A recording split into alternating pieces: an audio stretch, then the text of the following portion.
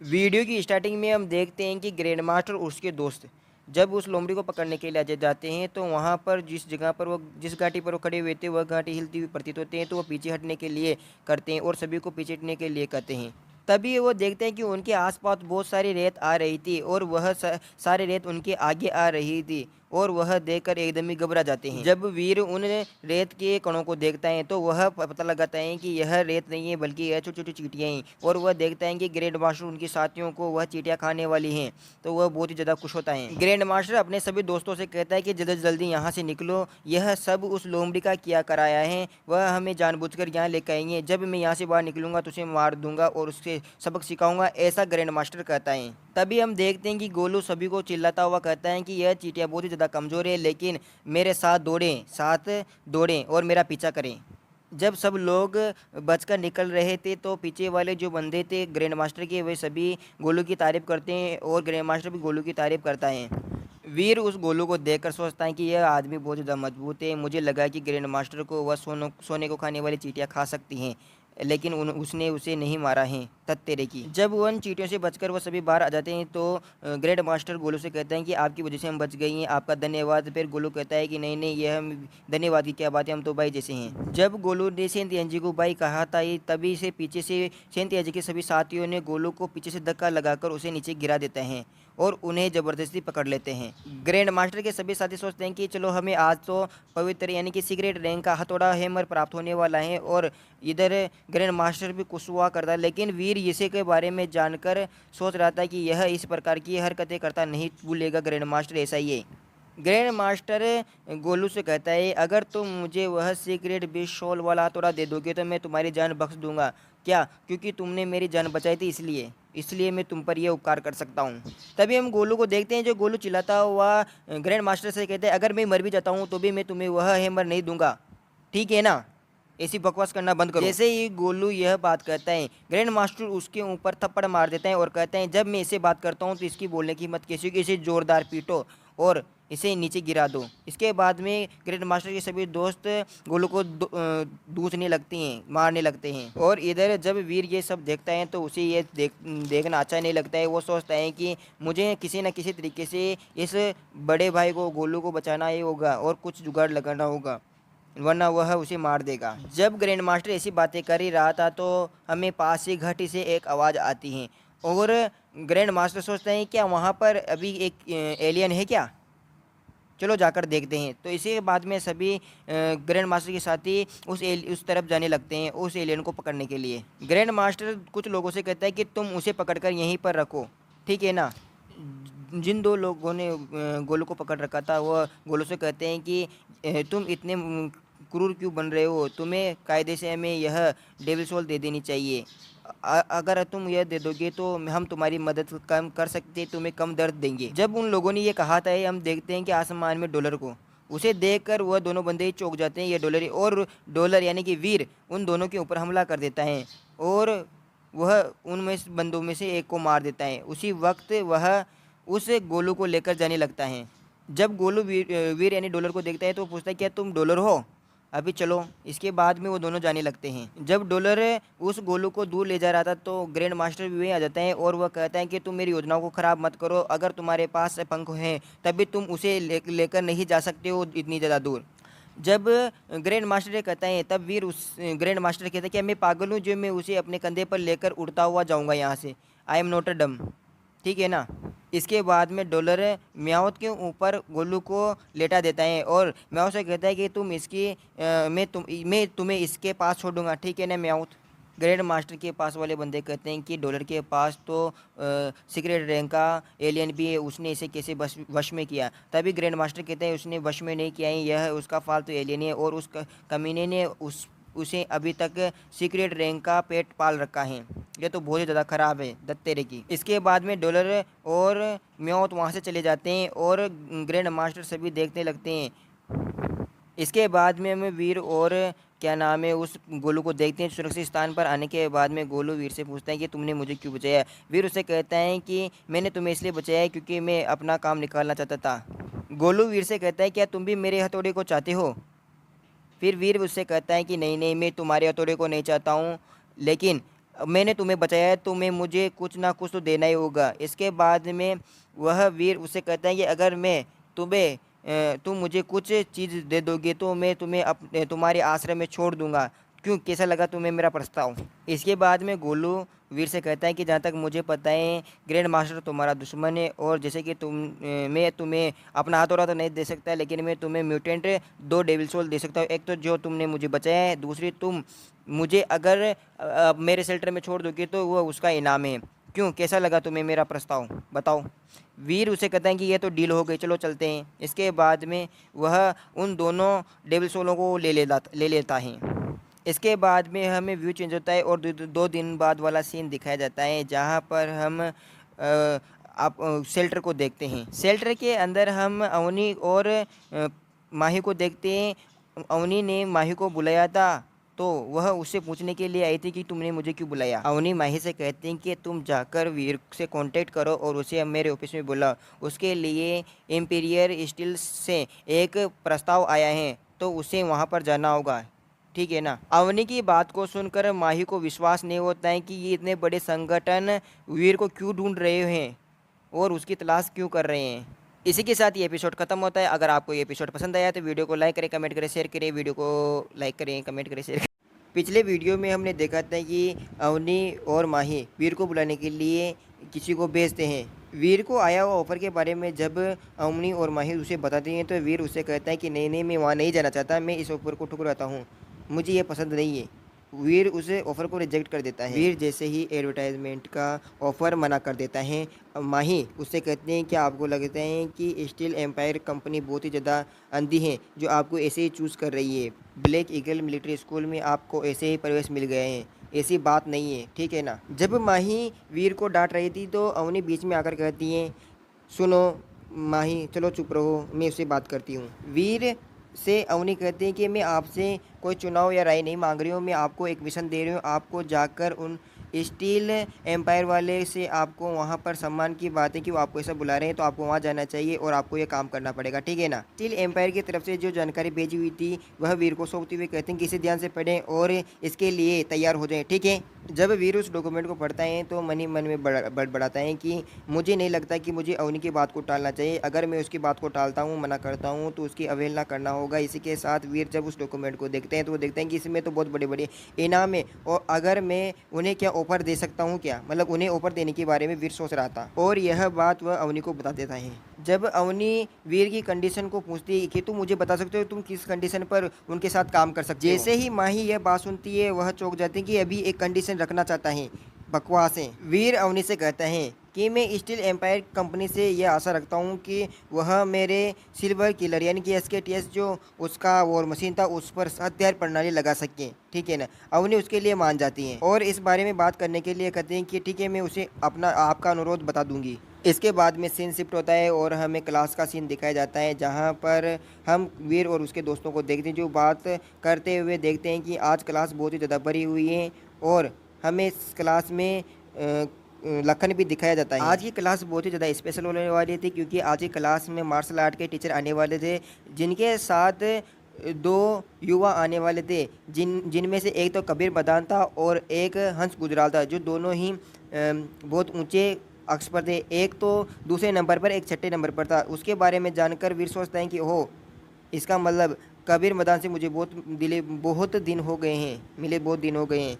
वीर के पास बैठे हुए कुछ लोग बात करते हैं, यानी कि आसपास के स्टूडेंट बात करते हैं, उससे बहुत अच्छी तरीके से बात करते हैं और उसे पूछते हैं कि तुम तो SKTS चलाने वाले बंदे हो ना, इस तरीके से, वह जो आपने सिल्वर किलिंग चलाई थी। और एक बंदा तो उसे बताता है कि मैं आपकी तीरंदाजी क्लास से हूँ। ओहो, वीर ऐसा कहता है। वीर उनसे बात करता हुआ कहता है कि मुझे शर्मिंदा न करें, मैं केवल एक इंसान हूँ, मैं इस तरीके से नहीं बोल सकता हूँ, ठीक है ना? जब वीर और दोनों बात कर रहे थे उसी बीच में प्रोफेसर और कबीर मदान और हंस गुजराल को आते हुए देखते हैं, और वह सभी बच्चों को साइलेंट करने के लिए कहते हैं कि आप सभी चुप हो जाइए। इसके बाद में टीचर उन्हें कबीर मदान और हंस गुजराल के बारे में बताता है और उनका इंट्रोडक्शन देता है। इसी और कबीर मदान और हंस गुजराल दोनों ही स्टूडेंट को नमस्कार कहते हैं। इसके बाद में टीचर यानी कि जो प्रोफेसर था वह सभी को संबोधित करता हुआ कहता है कि आज जो मार्शल आर्ट तकनीकी उसे मन के बारे में बताया जाता है कि मन कंट्रोल रहेगा तो ये वो होगा, और इसी के साथ वो ब्लैक एंड वाइट बॉक्सिंग के बारे में भी बताता है। इसके बाद में प्रोफेसर सभी क्लास को संबोधित करता हुआ कहता है कि चलो हम ब्लैक एंड वाइट बॉक्सिंग के लिए हम हंस गुजराल को बुलाते हैं और उसका और कबीर मदान दोनों ही आपस में लड़कर तय करेंगे। तभी हंस गुजराल कहता है कि अगर कबीर मदान और हम दोनों ही इसके बारे में ब्लैक एंड वाइट बॉक्सिंग करेंगे तो इस छात्रों को कुछ भी पता नहीं चलेगा और वह महसूस नहीं कर पाएंगे, तो इसलिए हमें इनमें से कुछ को चुनना पड़ेगा। लेकिन हम कबीर मदान को देखते हैं और कबीर मदान मनी मन सोचता है कि हंस गुजराल पिछली बार जब मेरे साथ लड़ा था तो वह बहुत ही बुरी तरीके से हारा था। वो जो भी गोड फाइट की बारे में बात करें तो वह नहीं चाहता कि वह स्टूडेंट के सामने एम्बेरस हो, तो इसीलिए वह ऐसा कर रहा है। और इधर हम प्रोफेसर को देखते सभी बच्चों से कहते हैं, यानी कि सभी स्टूडेंट से कहते हैं कि कौन हंस गुजराल के साथ प्रैक्टिस करना चाहते हैं। तभी सभी बंदे कहते हैं या बच्चे कहते हैं कि मैं करूँगा, मैं करूँगा, मैं करूँगा। वीर सोचता है कि सभी लोग इस चीज़ को बहुत ही ज़्यादा पसंद कर रहे हैं। फिर हम देखते हैं कि वीर के पास बैठा हुआ लखन भी बहुत ज़्यादा एक्साइटेड हो जाता है और वह बुलाता है कि बिल्कुल मैं खेलने के लिए बिल्कुल तैयार हूँ, मैं ब्लैक एंड वाइट बॉक्सिंग करना चाहता हूँ, इसी तरीके से मुझे बुलाओ, मुझे बुलाओ। वो भी वीर देख कर सोचता है कि ये क्या है। इसी बीच हम देखते हैं कबीर मदान वीर को देख लेता है और उसे पहचान लेता है और वह सोचता है कि वीर भी लगता है यह मार्शल आर्ट का जो आज की जो बातचीत है वह सुनने आया है, ये तो बहुत बढ़िया बात है। और इसके बाद में हम देखते हैं कि कबीर मदान हंस गुजराल से कहता है कि कुछ भी हो तुम उस बंदे को नहीं चुन सकते हो जिसके बारे में मैं बता रहा हूँ आपको, ठीक है ना। जब कबीर मदान उसे समझा रहा था तभी हंस गुजराल स्टूडेंट की तरफ इशारा करता हुआ कहता है कि आपने हाथ खड़ा नहीं किया है, चलो आप नहीं मानते कि ब्लैक एंड वाइट बॉक्सिंग ज़्यादा अच्छी हैं, तो चलो मैं आपको खुद इसे समझाता हूँ और इसके बारे में बताता हूँ। जब वीर सुनता है कि वो मुझे बुलाए, ए भगवान मैं इतना अनलकी क्यों हूँ, वीर ऐसा मन ही मन में सोचता है। इसके बाद में टीचर वीर को बुलाने लगता है, आओ और ब्लैक एंड वाइट बॉक्सिंग करो और हंस गुजराल के साथ अच्छे से कोऑपरेट करना, प्रोफेसर वीर से कहता है। जब वीर स्टेज की तरफ जाते हैं तो आसपास के छात्र वीर से कहते हैं कि हम आपके साथ हैं, आप बहुत अच्छा करेंगे, और वीर को सभी लोग पहचान लेते हैं और एकदम शोर सा मच जाता है।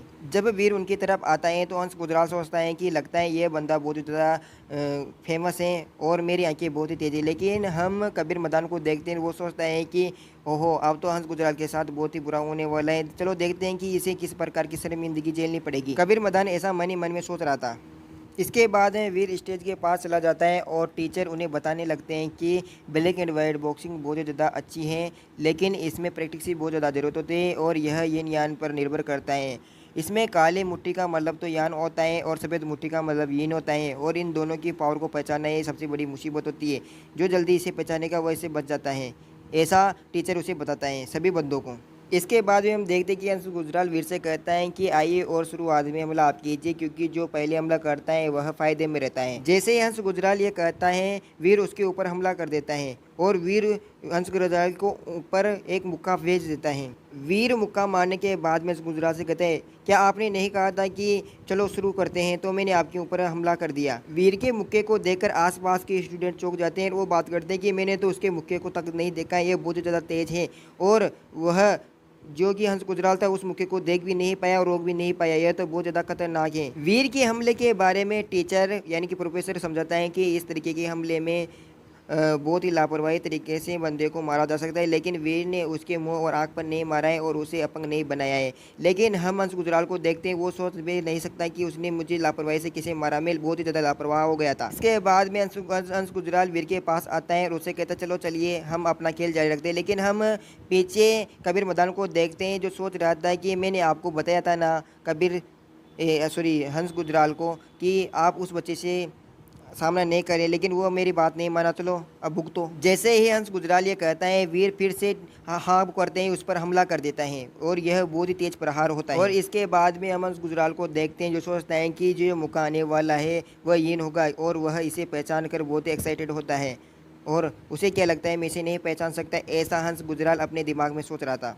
जैसे ही पंच हंस गुजराल के ऊपर लगता है तो वो सोचता है कि यह ब्लैक फिस्ट है, ये कैसे संभव हो सकता है। और इधर हम वीर को देखते हैं जो मन में सोच रहा था कि प्रोफेसर ने जैसा कहा था ऐसा नहीं लगता है कि हंस गुजराल का दिमाग शांत है, और वो सोच रहा था कि मैं उसे इन फिस्ट भेजूंगा, जब इन फिस्ट ने कि वाइट फिस्ट भेजूंगा, लेकिन मैंने तो ब्लैक फिस्ट भेजी है और यह मेरा कमाल है, ऐसा वीर सोच रहा था।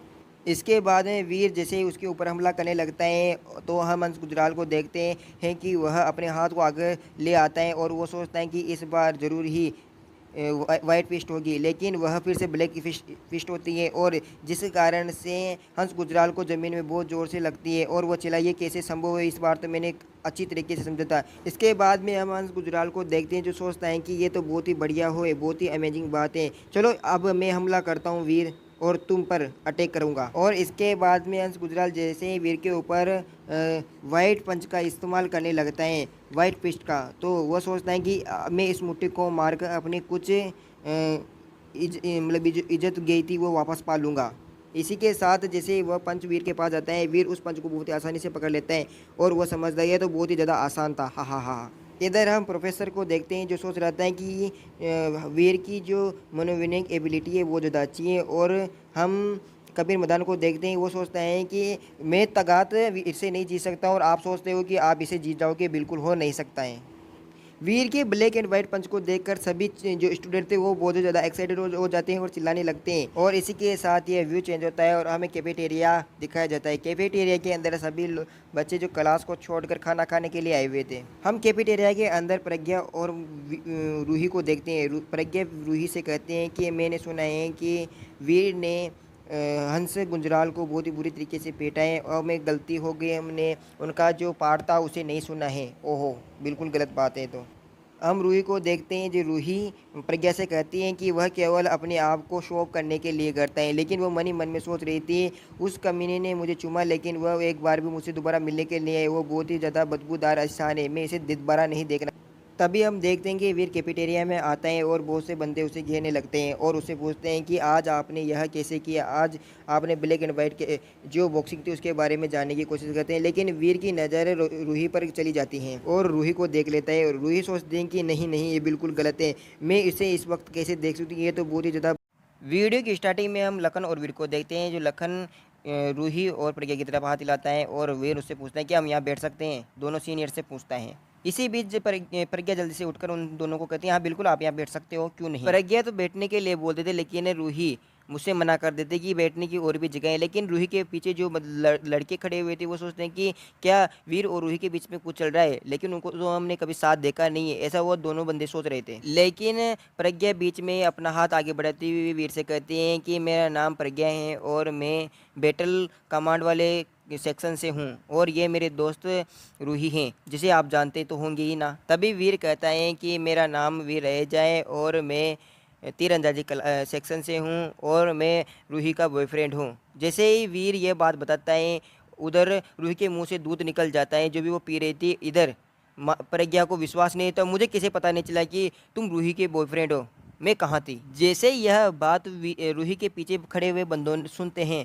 उन्हें पता चल जाता है कि बिल्कुल मैंने सही सोचा था कि उनके बीच में कुछ चल रहा था, लेकिन इसके बारे में उन्होंने बिल्कुल भी पता नहीं चलने दिया। जब वो ऐसी बातें कर रहा था तभी हम राव दत्त को देखते हैं। राव दत्त वीर से कहता है कि अगर आप उसके बॉयफ्रेंड बनना चाहते हो तो सबसे पहले आपको मुझे हराना होगा। तभी वीर उसे कहता है कि आपको तो मैं पहले हरा चुका हूँ ना राव दत्त, अगर आपको मेरे से लड़ना है तो यूं ही लड़ लेने, आप मुझे चिढ़ाने की क्यों कोशिश कर रहे हो। राव दत्त वीर से कहता है उसकी गिरबान पकड़ते हुए। और हम देखते हैं कि वीर उससे चिढ़ाता हुआ कहता है आप पहले मुझसे 20 पॉइंटों से हार चुके हो और आप क्या चाहते हो। फिर राव दत्त कहता है तुम इतना ही कह पाता है। जैसे ही वीर ये सब कहता है उधर प्रज्ञा और उसके पास दो लड़के खड़े थे, उनको पता चल जाता है कि my girlfriend is Roohi Chauhan वाली आईडी वीर की ही थी। इसके बाद में रूही वीर का हाथ पकड़ती उसे कहते तुम मेरे साथ चलो। फिर वीर उससे कहता है कि तुम इतनी जल्दी क्यों कर रही हो, मैं उसे बात कराऊँ ना। तभी हम देखते हैं कि प्रज्ञा अचानक वीर के आगे आ जाती है और उसे कहती है कि मैंने तुम्हें पहले कहीं ना कहीं देखा है, मुझे पता है मैंने स्टारी कप में और कैफेटेरिया में नहीं, उसके अलावा तुम्हें कहीं देखा है। तभी रूही प्रज्ञा से कहते हैं तुम क्या सोचने की मतलब क्या सोचने की बात कर रही हो, यह गलत है। तभी हम रूही को देखते हैं और वो उसे याद आ जाता है कि वीर को और रूही को उसने कहाँ पर देखा था। जब रूही और वीर किस करने के लिए गए थे तो उसने वहाँ पर उन्हें दोनों को देखा था। प्रज्ञा रूही से बोलती है कि तुमने तो मुझे बताया भी नहीं, तुमने अपना बॉयफ्रेंड बना लिया है और तुम इसे कब से डेट कर रही हो। फिर भी रूही कहती है कि नहीं नहीं, इसे कम शब्दों में नहीं समझाया जा सकता है। तभी अचानक वीर रूही को पकड़ लेता है और अपनी तरफ खींच लाता है और उससे कहता है कि अब हर कोई जानता है कि तुम मेरी प्रेमिका हो और यह सच्चाई है। फिर रूही कहती है कि नहीं नहीं, ऐसा मत करो, मुझे जाने दो, सब लोग मुझे देख रहे हैं। तभी हम देखते हैं कि आसपास के सभी लोग उन्हें देखकर कहते हैं कि वे तो बहुत बढ़िया लग रहे हैं, दोनों एक साथ बहुत ही अच्छे लगते हैं, बहुत ही ज़्यादा रोमांटिक हैं। उन दोनों को इस तरह देखकर हम लखन और प्रज्ञा दोनों ही बहुत ही ज़्यादा शर्मा जाते हैं।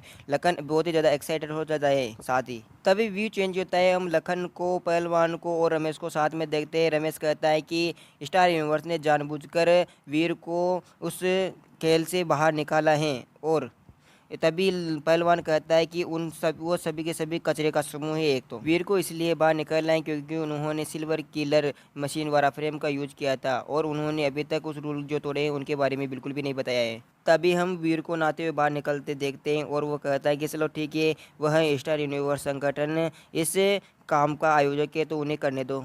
और रमेश वीर को बताता है कि अगले महीने 10 तारीख ने स्टार कप का फाइनल है और मैच होने वाला है, तो आप क्या सोचते हो। बहुत से लोग वीर को बाहर निकालने के लिए बहस कर रहे थे, लेकिन वीर उसे कहता है कि उन्हें ऐसा करने दो, मेरे पास वो भी बहुत सारी चीज़ें हैं जो महत्वपूर्ण हैं, मुझे उन्हें उसे करने दो।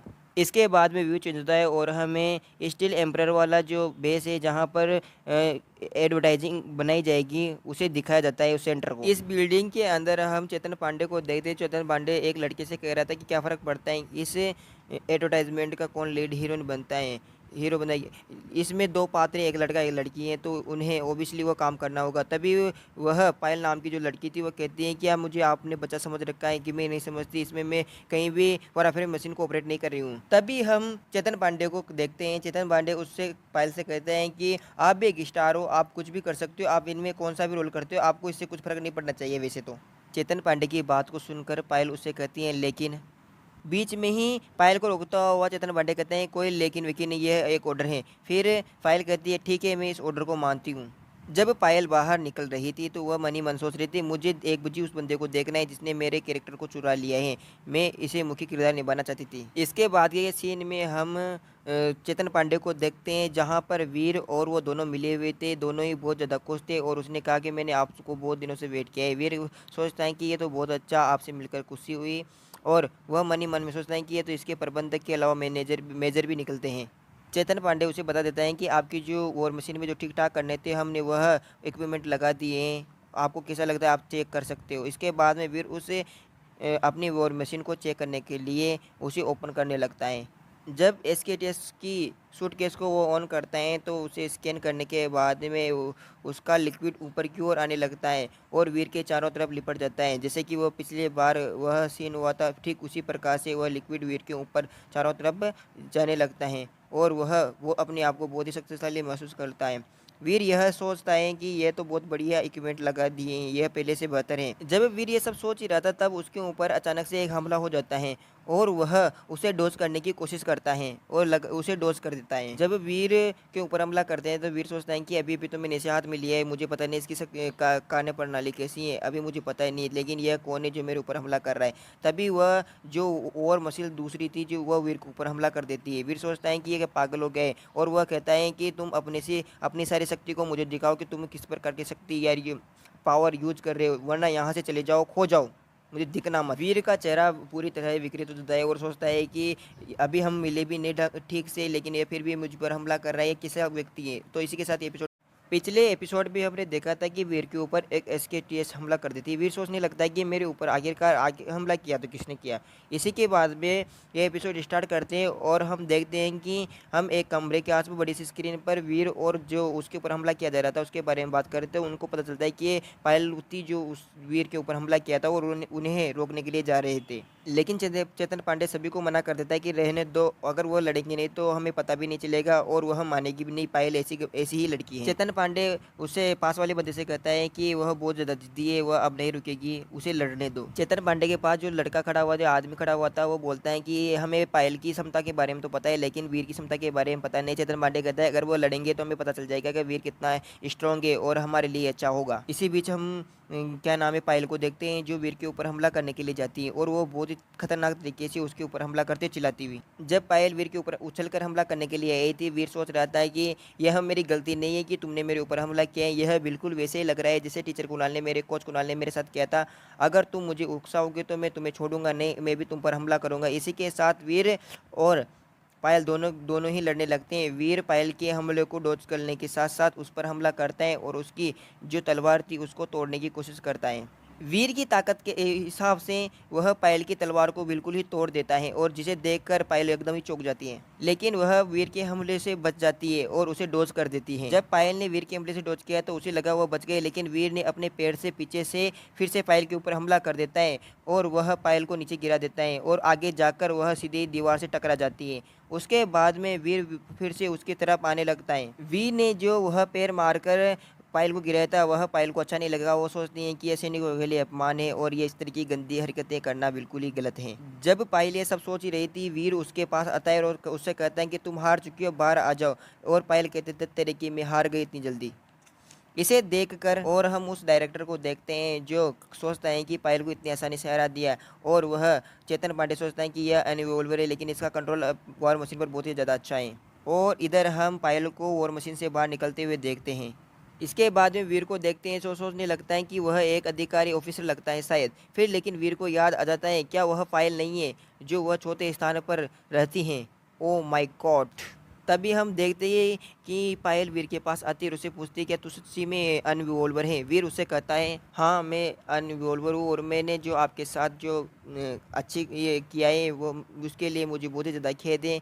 मैं इसके लिए क्षमा मांगता हूँ। पायल वीर से पूछती है कि तुम मुझे बता सकते हो तुम वाराफ्रेम मशीन पर इतना अच्छा कंट्रोल कैसे कर पाते हो। वीर उसे कहता है कि यह तो एक कवात की तरह है कि 1% तो प्रतिभा और 99% मेहनत होती है, ठीक है ना, और मैंने बहुत ही ज़्यादा अनुभव किया है इसलिए मैं इसे बहुत ही अच्छी तरीके से नियंत्रण कर सकता हूँ। वीर की यह बात सुनकर तभी हम देखते हैं कि पायल उससे कहती हैं कि तुमसे किसी ने गलत कहा है कि 99% तो मेहनत होती है, 1% टैलेंट होता है इंसानों में, ठीक है। इसके बाद में वीर पायल से क्षमा मांगता है कि मुझे माफ़ कर दीजिए, मैंने शायद उसे गलत बोल दिया होगा। तभी वह मन ही मन में सोचता है कि यह तो अवनी की तरह है, इसकी पृष्ठभूमि बहुत ही ज़्यादा अच्छी है, अगर मैं इसे परेशान नहीं करूँगा तो यह मुझे भी परेशान नहीं करूँ, मैं परेशानी को और आकर्षित नहीं करना चाहता। इसके बाद में पायल वहाँ से जाने लगती है और उसे कहती है कि 99% टैलेंट, इसके बारे में याद रखूँगा, चलो ठीक है मैं अभी चलती हूँ। और जब यह प्रमोशन वाली जो एडवर्टाइजमेंट होगी उसके बारे में सोचते हो, चलो हम वहाँ मिलते हैं और मैं आशा रखती हूँ कि आप इसके बारे में अच्छे से कोऑपरेट करेंगे, ठीक है ना। पायल की बातों को सुनकर वीर सोचता है अरे अच्छा तो मैं उसके साथ एडवर्टाइजमेंट शूट करने वाला हूँ। ओ तो मुझे पता चला कि लगता है मैंने उसके जो कैरेक्टर था उसका रोल था जो मैंने चुरा लिया है, तभी वो मुझ पर गुस्सा है। वह धीरे धीरे बड़बड़ाता हुआ कहता है और इसके बाद में सीन शिफ्ट होते हुए देखते हैं और यह जहाँ पर एडवर्टाइजमेंट शूटिंग होने वाली थी वहाँ पर देखते हैं और सभी बिल्कुल तरीके से तैयार हो गए थे। दूसरी तरफ हम चेतन पांडे को देखते हैं जो वीर को उसका वह वारा फ्रेम यानी SKTS देने वाला था, उसे कहता है कि ये बिल्कुल तैयार है। इसके बाद में वीर चेतन पांडे को थैंक यू बोलता है और उससे कहता है कि मुझे नहीं लगता था किसी आकार में इतना छोटा भी किया जा सकता था। इसके बाद में चेतन पांडे उससे कहता है कि आप लोगों ने जो शूटिंग की है उससे हम सभी लोग बहुत खुश हैं और हम आप लोगों को एक उपहार देना चाहते हैं। और उसे बताता है कि ये दोनों सिल्वर किलिंग दोनों को एक एक देने वाले हैं, जिस पर स्टील एम्पायर का जो लोगो था वह भी खुदा हुआ था। इसके बाद में चेतन पांडे से वीर कहता है कि आपने हमारे लिए ये बहुत ही ज़्यादा बड़ा क्या नाम है उपहार दिए हैं। और इधर वीर सोचता है कि अगर यह बात रूही को पता चल जाती है कि वह हमारी दोनों की बातें करवाना चाहता है और एक कपल तरीके से वह हमें वॉर मशीन दे रहा है तो वह मुझे मारी गालती, इसी तरीके से वह बात सोचता है। तभी हम पायल को आते हुए देखते हैं और वह उससे बात करती हुई क्या नाम चेतन पांडे से कहती है कि इस बार लगता है कि तकनीक में बहुत ज़्यादा सुधार हो गया है। फिर चेतन पांडे कहता है बिल्कुल तकनीक यानी जो ये है हमारी टेक्निकल टीम का शुक्रिया है जो उन्होंने ऐसा किया है। तभी हम देखते हैं कि पायल वीर के पास जाती है और वीर से कहती है कि हम इन दोनों नए सिल्वर किलिंग मशीनों से लड़ते हैं। फिर वीर सोच कहते हैं कि ये लड़की बहुत ही ज़्यादा चिपको है, अगर हमें इसे छोड़ने का कोई तरीका सोचना होगा। इसके बाद में प्रोड्यूसर को आते हुए देखते हैं और वह वीर और पायल को दोनों को बुलाने के लिए आता है कि शूटिंग के लिए तैयार हो जाओ। इसके बाद में वीर और पायल दोनों ही शूटिंग के लिए चले जाते हैं और चेतन पांडे सोचता है कि 1 सितंबर को जो अनाउंसमेंट करूंगा उसके बारे में बहुत ही ज़्यादा इफेक्ट पड़ने वाला है। इसके बाद में व्यू चेंज होता है और हमें 1 सितंबर का सीन दिखाया जाता है जहाँ पर स्टील एम्पायर वाले अपनी SKTS को लॉन्च कर रहे थे और उसके बाद से बहुत ही ज़्यादा भीड़ थी और उसे देखने के लिए लोग आए हुए थे। इसके बाद में वो सभी एडवर्टाइजमेंट शुरू कर देते हैं बायोलॉजिकल वाराफ्रेम के बारे में, जहाँ पर हम एक सुंदर सी लड़की किताब पढ़ती हुई नजर आती है और वह बहुत ही ज़्यादा सुंदर दिखाई देती है और वहाँ के जो दृश्य थे वो भी काफ़ी अच्छे थे और सभी लोगों को वह देखते ही पता चल जाता है कि यह पायल है। और वो बहुत ज़्यादा अच्छी दिख रही थी। फिर हमें आसमान पर एक सूरा दिखाया जाता है जो वह पायल की तरफ आ रहा था उड़ता हुआ, जिसे देखकर सभी लोग यानी कि आसपास के लोगों को पता चल जाता है और सभी वहां से दूर भागने लगते हैं। जब पायल वहां से दूर भाग रही भागने के चक्कर में वहां जमीन पर गिर जाती है पत्थर से टकराने की वजह से वह, और उसका मुंह नीचे की तरफ गिर जाता है और धूल से घसीट हो जाती है। तभी सूरा पायल के ऊपर हमला करने लगता है और उसे कहता है कि मर जाओ। इसके बाद में वह चिल्लाने लगती है।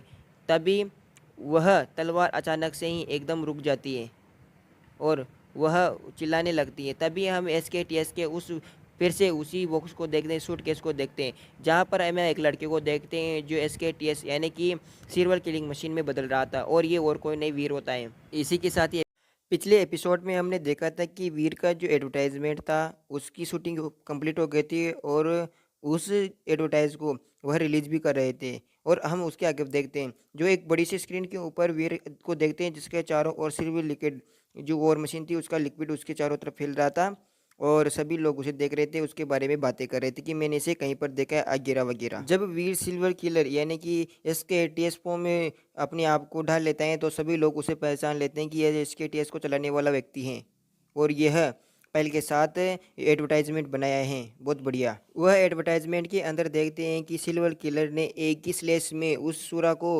दो हिस्सों में काट दिया था और इसे देखकर उनको यकीन नहीं होता है। उस सूरा को मारने के बाद में वीर फाइल के पास जाता है और फाइल वीर से पूछती है कि क्या आप मुझे बता सकते हो आप कौन हो। फिर इसके बाद में जो यह एडवर्टाइज देख रहे थे उनको बहुत ही ज़्यादा जलन होती है कि वीर और उनकी केमिस्ट्री बहुत ही ज़्यादा अच्छी होती है। इसके बाद में वीर उसे छोड़कर जाने लगता है, लेकिन पीछे से पायल कहती है कि नहीं, मेरे लिए रुको, इंतज़ार करो, तुम मुझे छोड़कर मत जाओ, इस तरीके से पीछे से बोलती हैं।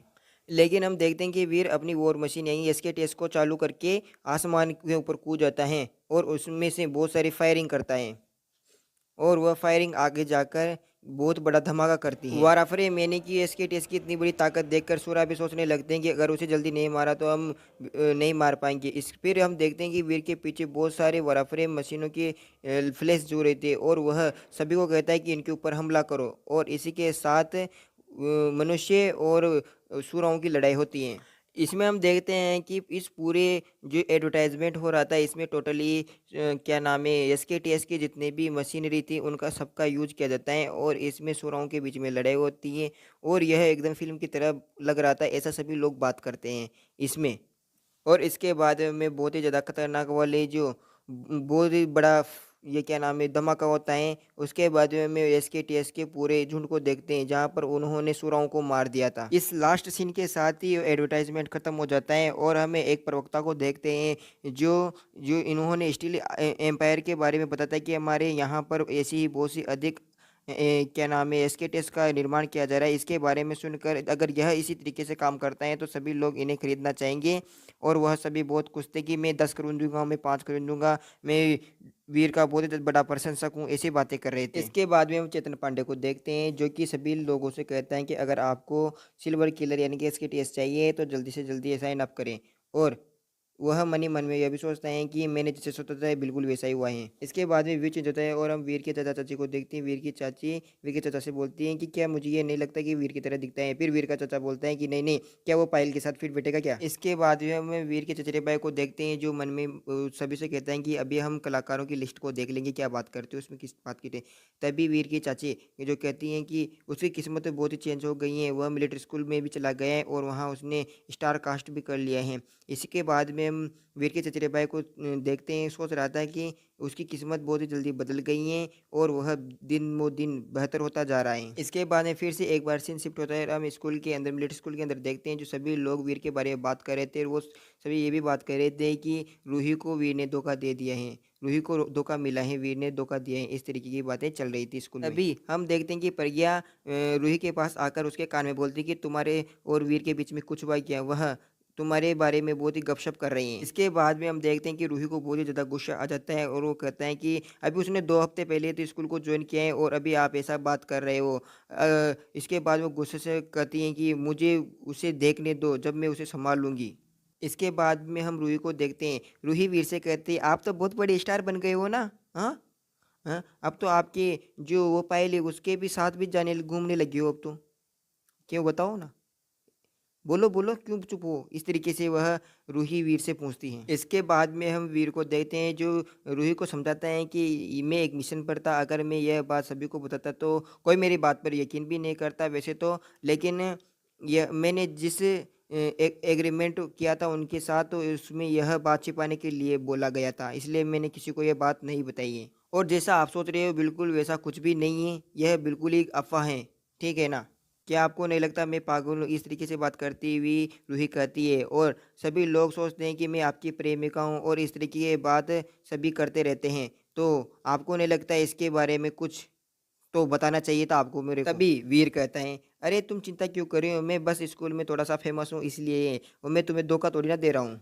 वीर की बात को सुनकर रूही बहुत ही ज़्यादा गुस्से में आ जाती है और वह वीर की गिरबान पकड़कर ज़ोर-ज़ोर से हिलाने लगती है और विचलाने लगता है, और रूही रोने भी लगती है। इसके बाद में वीर अचानक से उसे पकड़कर किस कर देता है। वीर रूही से कहता है कि ये मेरी गलती है, जब भी मेरा एग्रीमेंट पूरा होता है उसके बाद में मैं स्टील एम्पायर के साथ कोई भी काम नहीं करूँगा, ठीक है ना? अब हमें कुछ दिनों बाद वाला सीन दिखाया जाता है जिसमें वीर अवनी से कहता है कि मैं अब आगे स्टील एम्पायर के साथ काम नहीं करना चाहता, लेकिन अवनी उसे समझाने की कोशिश करती है लेकिन वीर उसे मना कर देता है, और वीर अवनी को समझाता है कि मैं स्टील एम्पायर के साथ इसलिए काम नहीं करना चाहता क्योंकि वह मेरा अधिक समय बर्बाद करता है और मैं फेमस होना नहीं चाहता हूँ, इसी के साथ मेरा अधिक समय खराब होता है। तो क्या आप मुझे समझ सकते हो? इसके बाद में अवनी वीर से कहते हैं कि चलो ठीक है मैं उसके बारे में बात कर लूँगी। फिर इसके बाद में अवनी ये भी पूछती हैं कि क्या अब आगे क्या करने वाले हो तुम? अवनी की बात को सुनकर वीर उससे कहता है कि अब मुझे रुचिका के जिलोटेनिको पॉइंट को भी पूरा करना है, तो मैं चाहता हूँ कि उसे डेविल डेजर्ट में ले जाऊँ। फिर इसके बाद में डेविल डेजर्ट का सीन दिखाया जाता है, और रेगिस्तान के बीच की में हम रुचिका और वीर को बातें करते हुए देखते हैं। वीर उससे पूछते हैं कि पिछली बार आप यहाँ आए थे तो आपको क्या अनुभव हुआ? वो बताती हैं कि पिछली बार हम आए थे तो वैसे तो अच्छा ही रहा, लेकिन इस बार मैं म्यूटेंट एलियन को मारना चाहती हूँ। पिछली बार हमने कम मारे थे और मैं आशा करती हूँ कि अभी अधिक से अधिक म्यूटेंट एलियन मिले। इसके बाद में हम आसमान के अंदर छोटे छोटे पक्षियों को उड़ते देखते हैं जो बहुत ही ज़्यादा पक्षी, और वीर और रुचिका दोनों ही आसमान में देखते हैं और यह संख्या बहुत ही अधिक थी। शायद ये कौवे टाइप में कुछ थे, तो ये बहुत ही ज़्यादा थे।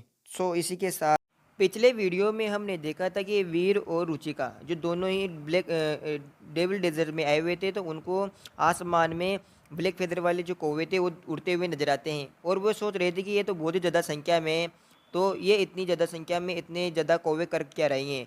वो उनका पीछा करने लगते हैं। तभी वीर उन कौवों का पीछा करता हुआ कहता है कि मुझे लगता है कि कौवे हमारा पीछा कर रहे हैं, वो हमें देख रहे हैं हम कहाँ आ रहे हैं क्या कर रहे हैं, इनका ऐसा काम लगता है, सिक्योरिटी की तरह देखते हैं। तभी रुचिका कहती है कि लगता है वहाँ पर लड़ाई हो रही है। रुचिका की बात को सुनकर वीर उससे कहता है चलो चलकर उसे देखते हैं। फिर रुचिका कहती है चलो ठीक है चलते हैं। इसके बाद में दोनों ही उस जगह को देखने के लिए जाने लगते हैं, और इसी के साथ हम देखते हैं कि वहाँ पर एक ग्रुप था जो उन ब्लैक फेदर से लड़ रहा था, और उसमें हमें हमें काले कौवे और उनके साथियों को मरता हुआ देखते हैं। उस ग्रुप में हम दो मेन सदस्यों को देख, जिसमें से एक लड़की थी एक लड़का था जो बहुत ही खतरनाक तरीके से उन सभी समूहों पर लड़ रहा था। एक तो क्या नाम है तलवार से, और एक तीर और धनुष से लड़ रहे थे, और उन दोनों लड़का लड़कियों को देखते हुए वो दोनों बात करते हुए कहते हैं कि वो लड़की सबसे पहले इस लड़के से कहती हैं कि जल्दी से जल्दी इन सभी को मार डालो। फिर वह लड़का जो तानिया ओबरोय से कहते हैं कि तुम चिंता मत करो मैं तुम्हारी रक्षा करूंगा, ठीक है ना। इसके बाद में वह उन्हें जल्दी से जल्दी मारने की कोशिश करता है। जब ये दोनों लड़ ही रहे थे हम रुचिका और वीर को देखते हैं। वीर रुचिका से बोलता है कि क्या तुम इनमें से किसी को जानती हो? रुचिका उसे कहते हैं कि हाँ मैं इस लड़की को जानती हूँ, इसका नाम तानिया ओबरोय है। लेकिन साथ ही रुचिका ये भी कहती है कि मुझे समझ में नहीं आ रहा है वो आखिरकार यहाँ कर क्या रही है। रुचिका वीर को बताती है कि जो ये तानिया ओबरोय है और उसका परिवार और हमारा परिवार बहुत से बिजनेस आइडियाज़ और बहुत सारे बिजनेस का साथ में करते हैं, और यह मेरे से 2 साल बड़ी हैं। तभी वीर यह बात सुनकर कहता है कि चलो यह बात ठीक है, तो वह हमारे कुछ खास दोस्त लगती नहीं है तो हम उसकी मदद नहीं करेंगे, हम बस देखेंगे खड़े होकर।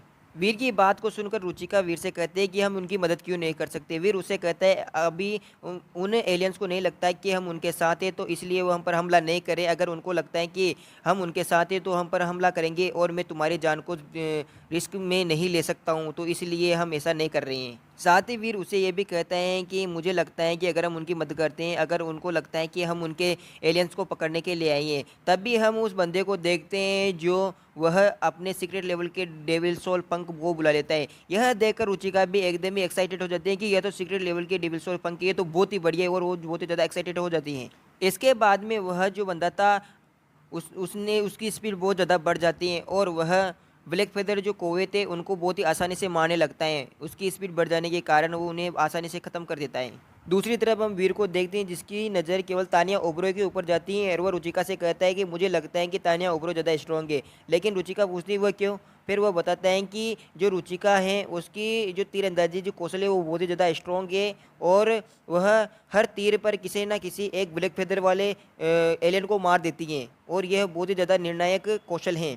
और इस हिसाब से देखा जाए तो वह 20 शोल वाले बंदे से ज़्यादा अच्छी और स्ट्रॉन्ग है। वीर की बात को सुनकर रुचिका भी सोचती है हाँ बिल्कुल, आप बिल्कुल सही कह रहे हो वीर भाई, और आपने सही बताया कि उसका परिवार उसके शरीर और उसके कौशल को बढ़ाने के लिए बहुत ही ज़्यादा बात कर रहा है और उसे किसी भी म्यूटेंट एलियन और सीक्रेट लेवल सोलो की आवश्यकता तक नहीं होती है। इसी के बाद हम अचानक से ही उस बंदे और तानिया ओबरोय को देखते हैं। तानिया ओबरोय कहती हैं कि यह किस प्रकार की आवाज़ है आखिरकार। तानिया ओबरोय और वो लड़का, तानिया ओबरोय उस लड़के से कहती हैं कि ये हमसे दूर क्यों भाग रही हैं, अचानक क्यों उड़ गए। तभी वो लड़का पास वाला कहता है कि लगता है उन्हें पता चल गया वो हमें हरा नहीं सकते, इसलिए वह समझदार है और चले गए।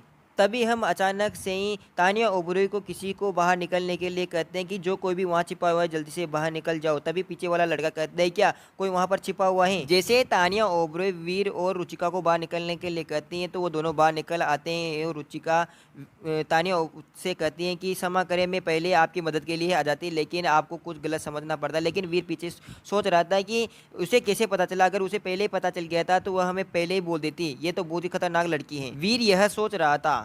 रुचिका की बात को सुनकर तानिया रुचिका से कहती है मुझे यकीन नहीं हो रहा मैंने तुम्हें यहाँ पर पाया है, लेकिन कोई बात नहीं, वैसे भी हम इन ब्लैक फेदर वाले जो एलियंस थे उनको आसानी से संभाल सकते हैं, चिंता मत करो।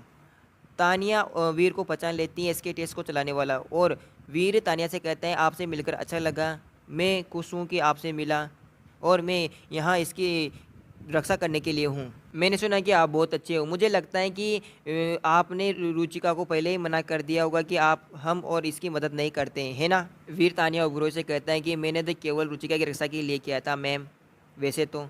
लेकिन वीर सोचता है जैसे ये दिखती तो विनम्र है लेकिन इसकी जीभ बहुत ही ज़्यादा तेज है। इसके बाद में रुचिका तानिया से बोलती है कि तुम यहाँ क्या कर रहे हो। तानिया उसे बताती है कि हमें शिकार करते हुए हम गलती से यहाँ पे आ गए थे, और तानिया उसे ये भी बोलती हैं कि क्या तुम मुझे हमारे शेल्टर का रास्ता दिखा सकते हो, तुम यहाँ से बहुत ही ज़्यादा फेमिलियर लगती हो। और इसके बाद में वह वहाँ जाने के बारे में बात करती है, और इसके बाद में वीर उन्हें मैप दिखाता हुआ बोलता है कि आप इसकी सहायता से उस शेल्टर में पहुंच सकते हैं। लेकिन रुचिका मना करते हैं कि ये अच्छी बात नहीं है, वह इस जगह को नहीं जानते हैं तो इसलिए हमें उनकी मदद करनी चाहिए। और इसके बाद में हम तानिया ओबरोय को देखते हैं, वो समझ गई थी कि वीर से छुटकारा पाने की कोशिश कर रहा था। यह आदमी बहुत ही समझदार लगता है लेकिन मेरे से बचना इतना आसान नहीं है। जब तानिया ओबरोय यह सब सोच ही रही थी तो वह वीर से कहते हैं कि हमें कोई जल्दी नहीं है, वैसे तो चलो हमें मिले बहुत समय हो गया है और मैं रुचिका से बातें भी कर लूँगी और हम साथ साथ चलते हैं। उनकी बातों को सुनकर वीर सोचते हैं कि आखिरकार ये लड़की चाहती क्या है, और इधर हम रुचिका और तानिया ओबरोय को बहुत कुछ देखते हैं जो बहुत ही ज़्यादा खुश। तानिया वीर से पूछती हैं कि जहाँ तक मैंने सुना है कि तुम आर्चरी डिपार्टमेंट से हो और मुझे लगता है कि तुम आर्चरी बहुत ज़्यादा अच्छे कर लेते होगी और तुम्हारी योग्यता भी अच्छी होगी। लेकिन वीर से कहते हैं कि ऐसा कुछ औसत है, बस ज़्यादा खतरनाक नहीं करता मैं। लेकिन वीर अपने दिमाग में सोच रहे कि लड़की कैसी है, ये अजीब सी मेरे टेस्टिंग कर रही हैं और यह अनफ्रेंडली बातें कर रही हैं। और उन दोनों की बातों को सुनकर हम जो तानिया थी उसके साथ जो लड़का था उनके बीच में बोलने लगता है कि मैं आर्ट्स डिपार्टमेंट के ऐसे लड़के को जानता हूँ जो बहुत ही ज़्यादा फेमस है। और जब वो सब बातें कर रहे थे वीर सभी से कहते हैं कि दोस्तों अच्छा हुआ कि हम आगे न जाएं। लेकिन तभी वह आसमान में देखते हैं कि ब्लैक पैदर वाले जो एलियंस है वो फिर से आ गए, और वीर और को वो लड़की कहती है कि डरने की कोई बात नहीं है, हमने पहले इनको मार दिया है। इसके बाद हम देखते हैं कि वीर रुचिका को कहता है कि चलो चलो वापस चलते हैं हमें, और रुचिका भी चलने के लिए तैयार हो जाती है। वीर की बात को सुनकर रुचिका भी तानिया से कहते हैं कि चलो चलते हैं, और तानिया भी तैयार हो जाती है। लेकिन वह जो लड़का था वो कहता है कि ऐसा मत करो, मैंने पहले उनको मार दिया है और मैं फिर से कर सकता हूँ। तभी रुचिका सभी से कहते हैं कि दिन के उजाले में मैं सूरज को नहीं देख सकती हूँ, और तानिया कहते हैं कि आपकी तो जो आईज है वो बहुत ही ज़्यादा दूर तक देख सकती है आँखें। इसके बाद में मैं आसमान पर बहुत सारे काले पंखों वाले जो एलियंस थे उनको देखते हैं और बहुत ही ज़्यादा संख्या में थे, और वह बात करते हैं। वीर कहता है कि मुझे लगता है कि वो आपसे बदला लेने के लिए आए हैं। तान्या के साथ जो लड़का था वो कहता है कि मैं इन सभी को मार दूंगा। वीर उसे कहता है कि पागल हो रहे हो क्या? उनके बीच में एक किंग बीस्ट जो ब्लैक फेदर वाला एलियन भी है, उसे तू मारोगी क्या? तभी हम देखते हैं कि जो बंदा वीर के साथ लड़ाई करने की कोशिश कर रहा था वह उछलकर उन एलियन को मारने के लिए चला जाता है और कहता है कि मैं उसे तानिया को दे दूंगा उसको मरने के बाद। वीर उसे जाते हुए देखता है और मन में सोचता है कि यह हीरो बनने का समय नहीं है, यह मूर्ख लगता है। और इसी के पिछले एपिसोड में हमने देखा था कि जो वो ब्लैक पैंथर वाले जो कौवे थे वो सभी आकर वीर और उसके दोस्तों पर हमला कर देते हैं और इसके बाद में वीर वहाँ से दौड़ने लगता है। वीर रुचिका से कहता है कि तुम दक्षिण की ओर चलो, वहाँ पर चट्टानों की तरफ, और रुचिका दक्षिण की ओर चलने लगती हैं। साथ ही वीर अपने डेविल सोल को बुला लेता है और डेविल सोल तीर और बोको, और साथ में वह उन एलियंस को ऊपर हमला कर देता है जो उन्हें लगातार मारता रहता है। वीर के निशाने को देखकर तानिया मन में सोचते हैं कि वह एक तीर से दो एलियंस को एक साथ मार सकता है, मुझे भी इसके साथ रहना पड़ेगा और यह बहुत ही खतरनाक बंदा लगता है। तानिया ऐसे अपने दिमाग में सोच रही थी। तानिया वीर का पीछा करते हुए एक एलियन के ऊपर तीर चला देती हैं और उस एलियन को, ब्लैक फेदर वाले एलियन को मार देती और इसके बाद में तानिया वीर का पीछा करने लगती हैं और वह उसके साथी को कहती हैं मैं तुम्हें अकेला छोड़ दूँ, अगर तुम हमारे साथ नहीं आए तो जल्दी से जल्दी यहाँ से निकलते हैं। लेकिन वह यह दौड़ती हुई सब उससे कहती हैं।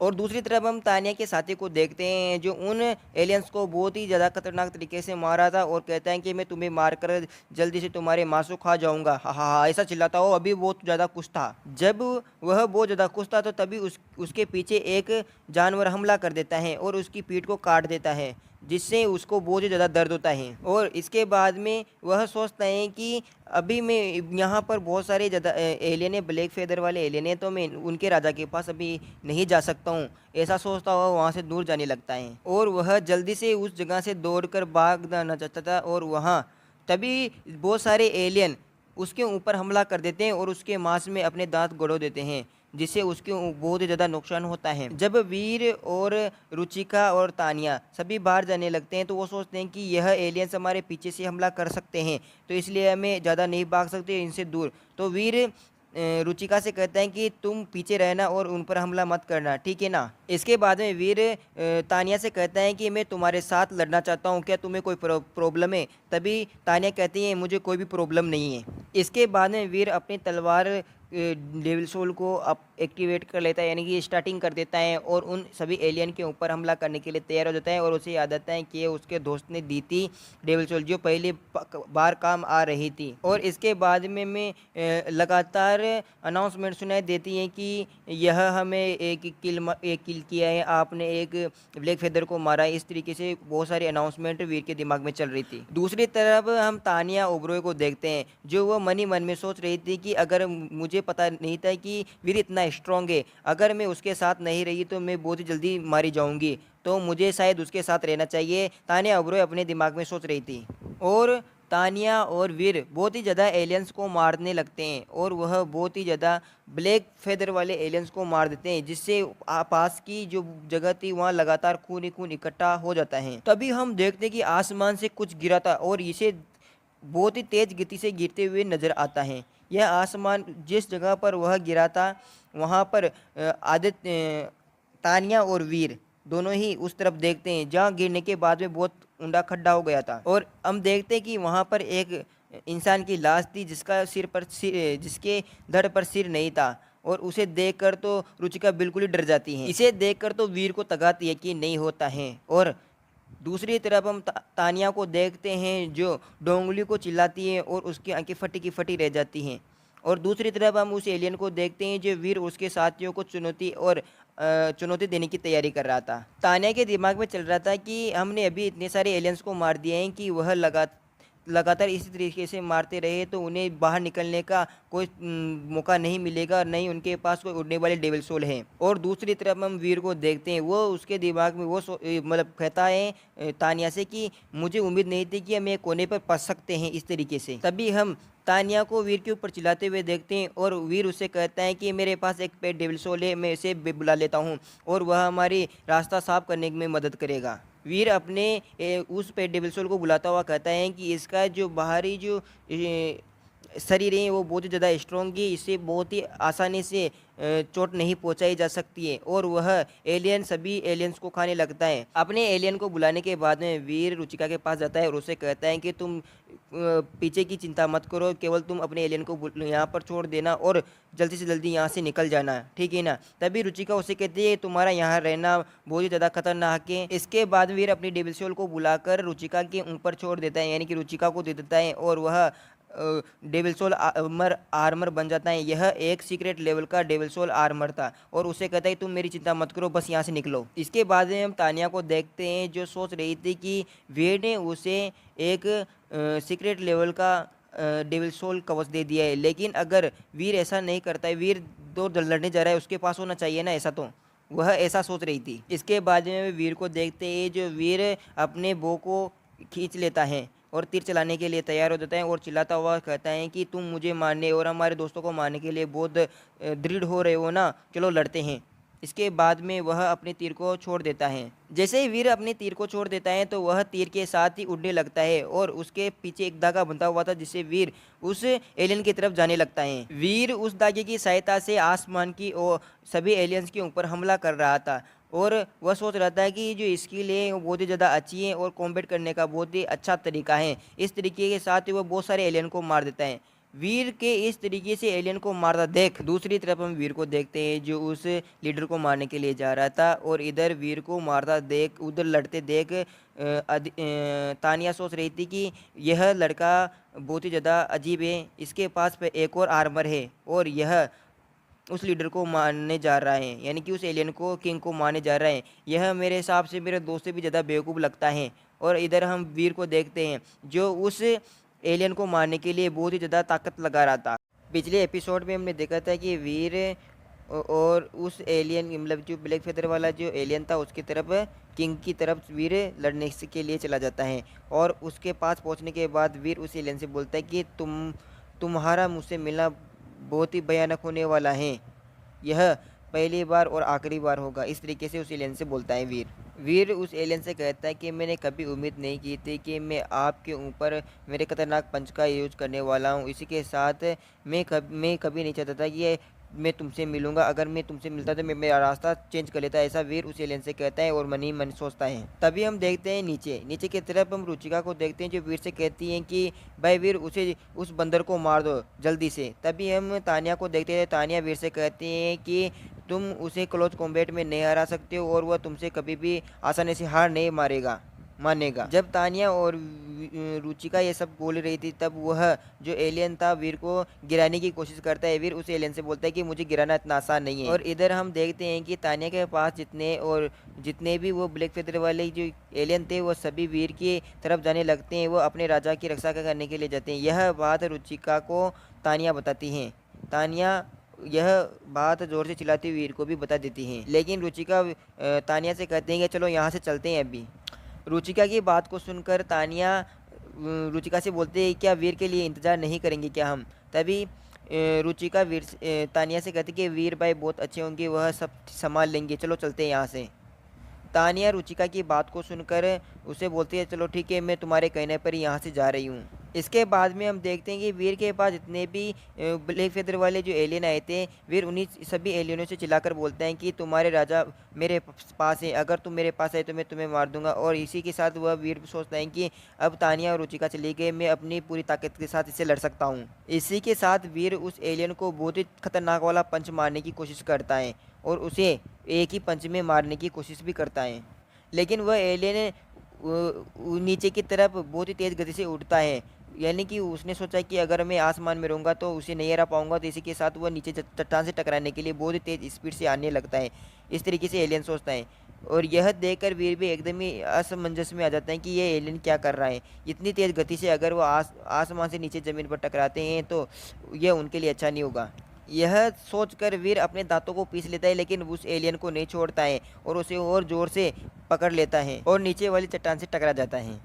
जैसे ही वीर चट्टान से टकराता है तो वह एक गुफा के अंदर गिर जाता है और उस गुफा के अंदर गिरने से वीर एकदम ही सोचने पड़ जाता है।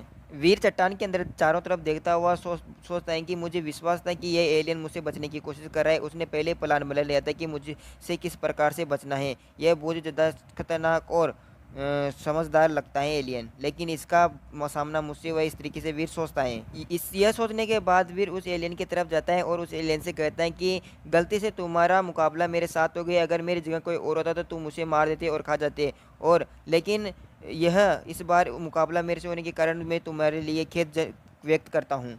इसके बाद में वीर उस गुफा को चारों तरफ से देखता हुआ मन ही मन में सोचता है कि क्या ये जो ब्लू लाइट निकल रही है वास्तव में तितलियाँ हैं क्या। इसके बाद में वीर उस ब्लू लाइट को बहुत ही तेज़ गति से स्ट्राइक करता है और उसे मार देता है, और उसे पता चलता है कि ये एक प्राइमरी एलियन है, और उसके अंदर से एक लो निकलती है, वो सीधी जाकर उस एलियन के ऊपर गिर जाती है, जिसके कारण वह एलियन बहुत तेज़ गति से चिल्लाने लगता है। और बहुत सारी तितलियाँ जो थी वह वीर के ऊपर भी हमला कर देती हैं, और उसके अंदर से बहुत ही ज़्यादा ब्लू लाइट वाली रोशनी निकलती है, और वीर एकदम ही चौंक जाता है। वीर सोचता है कि जो ये ज्वाला है बहुत ही ज़्यादा गर्म है, उससे उसका जो स्टील वो सोने का जो कवच था वो भी पिघलने लगता है। और तभी वीर देखता है कि जो वो एलियन था वीर के पास, वो बहुत ही तेज़ गति से भागने लगता है, लेकिन वीर को इसका पता चल जाता है। इसके बाद में वीर अपनी जो तीर कमान से तीर को चला देता है उस एलियन के ऊपर। जैसे ही वह तीर उस एलियन को लगता है, वीर उस तीर के पीछे जो धागा बंधा हुआ था उसको पकड़ लेता है और उस एलियन के साथ साथ जाने लगता है। वह एलियन पानी के अंदर तैरने लगता है। वीर सोचता है कि यह एलियन तो उड़ भी सकता है, चल भी सकता है, साथ ही पानी में तैर भी सकता है, ये तीनों स्थानों पर रह सकता है, ये बहुत ही ज़्यादा रेयर एलियन है। इस तरीके से वीर अपने दिमाग में सोच रहा था।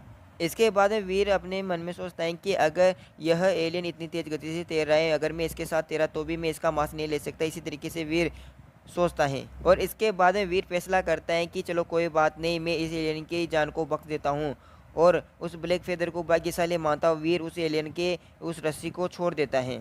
इसके बाद में वीर उस झील से बाहर निकल जाता है और सांस लेने लगता है, और वीर झील के बाहर निकलने के बाद में एक दीवार के पास जाकर बैठ जाता है और चेक करता है कि उसे किस प्रकार की डेविल सोल प्राप्त हुई है जब उसने उस ब्लू लाइट को मारा था, यानी ब्लू तितली को मारा था। और वह चेक करता है कि यह एक प्राइमरी गोस्ट फ्लेमिंग रेक्स है, बटरफ्लाई हैं। और इसके बाद में वीर उस बटरफ्लाई जो फ्लेमिंग रेक्स था उसको चेक करने के लिए इस दीवार की तरफ फेंकता है, और वह जो फ्लेमिंग रेक्स था वो तितली वाला, वह जाकर एक दीवार पर लगता है और वहाँ पर ब्लास्ट होता है, साथ ही वहाँ पर ब्लू लाइट की जो रोशनी निकलती है उसे देखकर वीर सोचता है कि यह तो बहुत ही यानी कि प्राइमरी होने के बावजूद भी ये बहुत ही ज़्यादा शक्तिशाली हैं, यह तो अद्भुत है। इसी के बाद में सोचता है कि चलो कोई नहीं, अब मैं चलो कुछ म्यूटेंट को खोजने की कोशिश करता हूँ, फ्लेमिंग बटरफ्लाई वाले जो इस तरीके के मिल जाए तो बहुत ही अच्छा होगा। और इसके बाद में वीर खड़ा हो जाता है और पास वाले जितने भी वह ब्लू कलर के जो बटरफ्लाई थे उनको देखने लगता है और सोचता है चलो कोई नहीं, अभी अभी जो मैंने नुकसान झेला है चलो उसकी भरपाई करते हैं और कुछ एलियंस को मारते हैं। इसके बाद में वीर उन सभी एलियंस यानी कि वो जितने भी वो छोटे छोटे प्राइमरी जिन थे यानी कि एलियंस थे उनको मारने की करने के लिए तैयार हो जाता है। इसी के साथ ये एपिसोड